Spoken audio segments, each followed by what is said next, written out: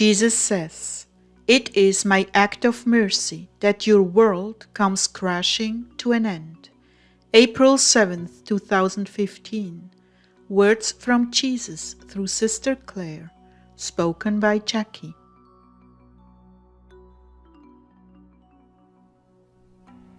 Clare began, "O Lord, how I wish there were more time.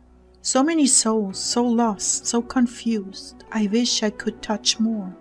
I wish we could touch more." Jesus answered, "I know. I wish we had more time. I know, but we don't. But everything seems so normal, you know. Buying and selling, marrying and giving in marriage.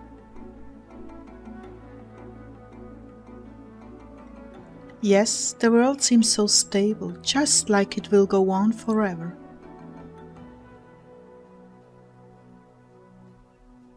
I know, but it won't. It's deceiving. So much is happening behind the scenes that very few care to know about, as long as they can maintain the status quo.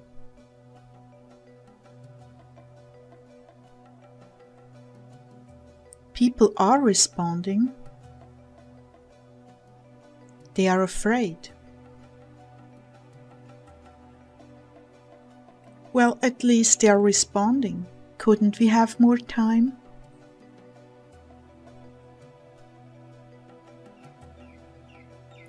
If you knew what I know, you wouldn't ask that question. Well, every day I struggle with this. The world seems so stable, so normal. If it weren't for what is written in the book of Revelation and for you, I think it would go on forever. Aren't you glad you have me? Oh my goodness, life would not be life, but a walking nightmare without you, Jesus. I know how you feel. I know how you feel because I weigh the pros and cons, and I feel the same way. But we have knowledge of what's really going on, and you don't. It is the status quo thing. Don't upset my apple cart. Let me get these apples to the market, sell them, come home with a profit and go shopping. Just let me live my life. This is where most are at. In the meantime, others are stealthily planning their assault.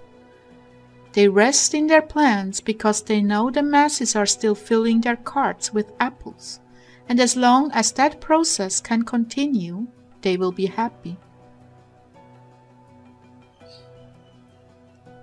Others who value freedom of religion, freedom of speech, justice and security in those things are alarmed and filled with consternation, making plans to escape what they plainly see coming.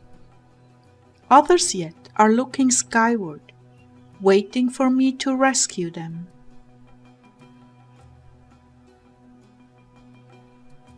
Clare, it's happening right before your very eyes, but life before you is lived in layers.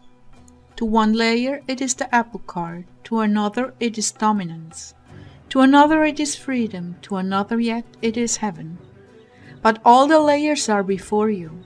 You each day must choose which layer you're going to live in, which layer is your reality, who is your master, who you will serve.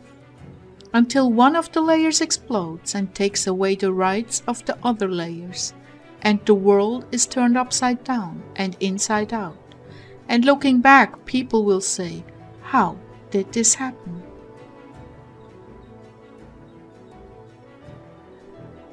It happened because you chose to live in an isolated layer that appeared to provide all you needed. You didn't look beyond that layer, because you were busy succeeding in this one. Then, one day, well, it all ended, and left you standing in confusion. If you are one of the lucky ones who are still standing. Nothing will be remembered of the fatness of the land when it collapses. Only bitter memories of what was lost. Then, from the rubble, they will seek me. They will realize their love affair with the world left them naked and destitute. And when they find me, I will embrace them, pour oil upon their wounds, and raise them up in holiness. What I want to say is that you mustn't grieve over those who are left behind. No, this is their destiny, because they chose to live in that layer of isolation, where everything was provided by their own hand, where success was the entire focus of their lives. Yes, they chose this, and the world, being such as it is, left them blind and naked before me. And this I allowed to save their souls, for without it, well, hell is filling up. They are not all bad people, just godless, with no need for God. It is my act of mercy that their world comes crashing to an end. It is my love for them that allows such catastrophe. Only nakedness will bring them to me, hungry for comfort and truth. You see, once a man builds his house on the sand, and the rains come and the floods wash it all away, well, then that man will consider the importance of building upon rock, and I will be there to teach him. So you see, what is pending and inevitable is merely my provision to bring my children back to me, in spirit and in truth. Yes, it is harsh. Yes, it is brutal. Yes, it is seemingly unfair, but none of this occurs to man when he is busy exploiting the very poor of third world nations to buy his teenage son a car or build a luxury home. All that matters to those of this mindset is the bottom line, and so they will experience the reality of the bottom line of other nations. Nations that looked to you for example in lifestyle, and yet were hopelessly captive in a subservient culture and economy while you continued to prosper. It is very, very sad, Clare. But you don't see how these people are exploited, and did I not create seed for the sower? But now greedy and wicked men scheme to find ways to force the poor to buy their seed. How much worse should I allow it to get? The cries of the poor reach my ears every day. They suffer the lack of even medical necessities, while in your country the medical establishment runs the lives of even the middle class and finds newer and better ways to get more control for more profit and flourish at the expense of the innocent.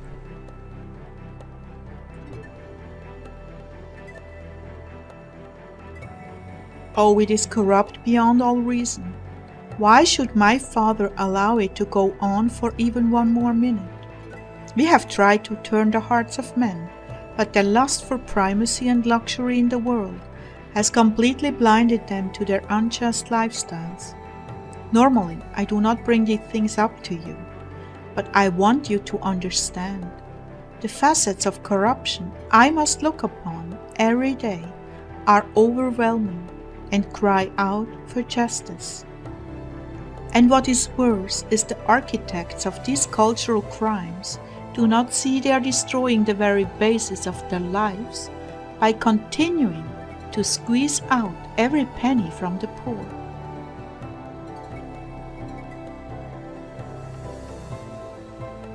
Yes, this is only one facet, but it gives rise to unrest, hatred, despair. There is a reason Muslims rejoice in martyrdom. It's their one chance for happiness in a hopelessly corrupted and convoluted world. Living for a cause overshadows the pain of want and restores a man's sense of dignity when nothing is left to him but to die honorably. So Satan has offered a chance for man to redeem himself and live in heaven with all the things he could never have on earth because of injustice. Should they not hate those bankers and world leaders that prey on the poor? Many of them choose. There is another sense of accomplishment: destroy the whore. This too is honorable. So you see, this problem is hopelessly complex. But when I come back to rule and reign, the iron rod will break the backs of those who would steal and denigrate even the lowliest human. Justice and honor shall be available to all who seek it.